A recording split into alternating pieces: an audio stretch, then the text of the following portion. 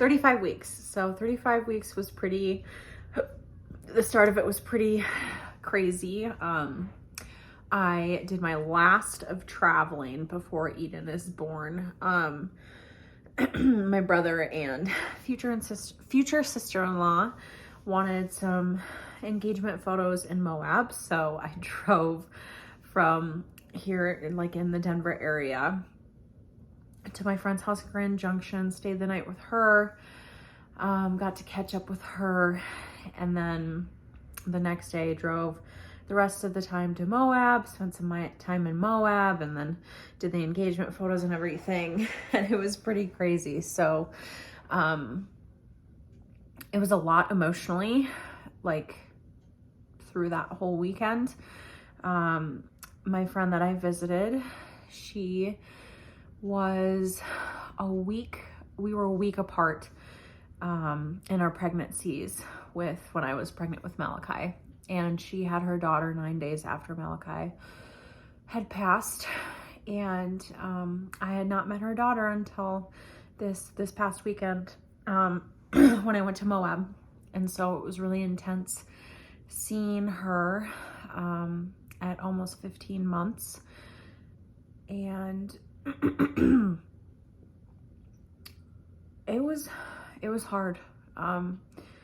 I thought it would be more healing to see her, but I felt so hollow looking at my friend's daughter and realizing, wow, like Malachi really wouldn't be the baby that I'm picturing him to be. And so that was kind of just this realization of how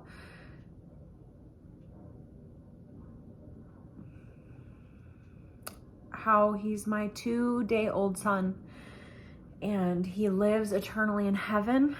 But I have missed so much of what I thought I would get to experience with him on earth.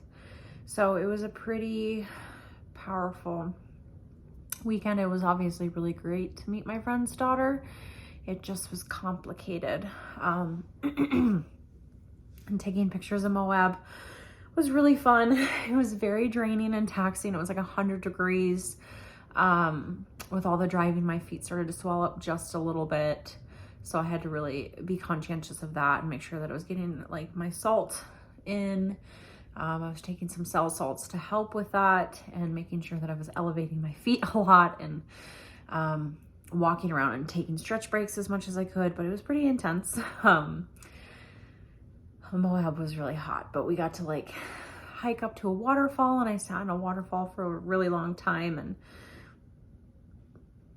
I just felt the intense weight of how powerful the waterfall was.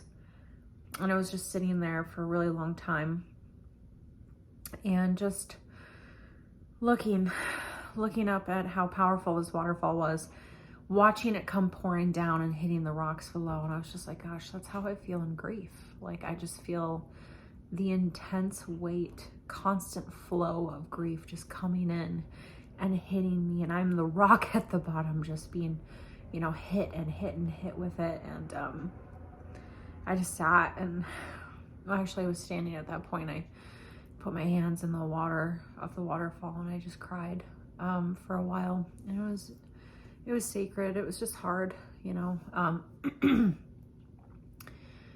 but it was a beautiful trip, and we got to float down the river after we took some engagement photos. And then I headed back to my friend's house that I had stayed at the couple nights before that, and just got to spend more time with her family, which was really nice.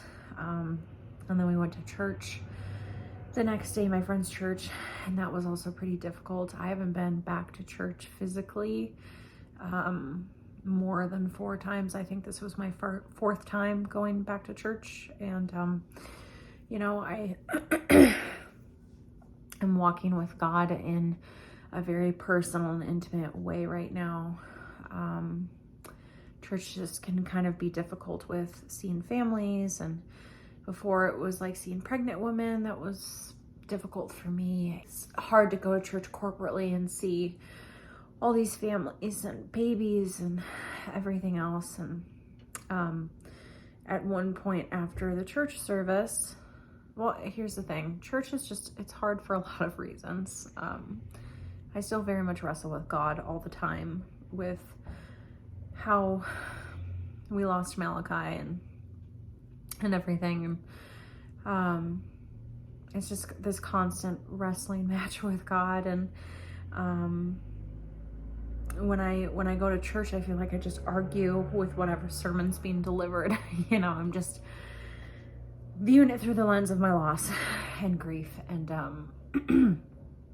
it can be exhausting to wrestle so much, but it's worthy of doing. It can be a lot. And then after the service, I met, you know, friends of my friends, and one woman came up and was holding a baby, and then they were all talking about how big their baby was, and how this baby was like 3 months old, and like, oh, my baby was such and such size at 3 months old. And I just stood there super uncomfortable because I did not know what to say. I didn't have my son live to be 3 months old, so I have no frame of reference to share my experience with that. And I just kind of excused myself and I went to the bathroom, and you know, shortly after that happened, we left. And my friend, when we got in the car, she was just like, is there anything I can do in a situation like that when that happens? And I was just like, there's nothing to do. Like, I kind of just ride it out, you know, there's nothing for me to say. I am not involved in this conversation. I can't contribute to it, you know. And we just cried in the car together. And yeah, it was definitely difficult, but good to go to church, you know, good to push myself to go to church. And then after I got home from all my travels, I felt a little sick. I think my body has just been run down from not getting rest and everything. So just kind of making sure that I was getting rest, and just spending so much time in the AC because I'm so hot at this point. But usually you have your home birth visit at 36 weeks, and I ended up having mine at 35 weeks because the original plan was to do my 36-week home visit, and I had jury duty scheduled. I ended up getting out of it. Like, I called in and I got dismissed already, but at the time I didn't know it. So we did our 36-week home visit on the 35th week appointment, whatever.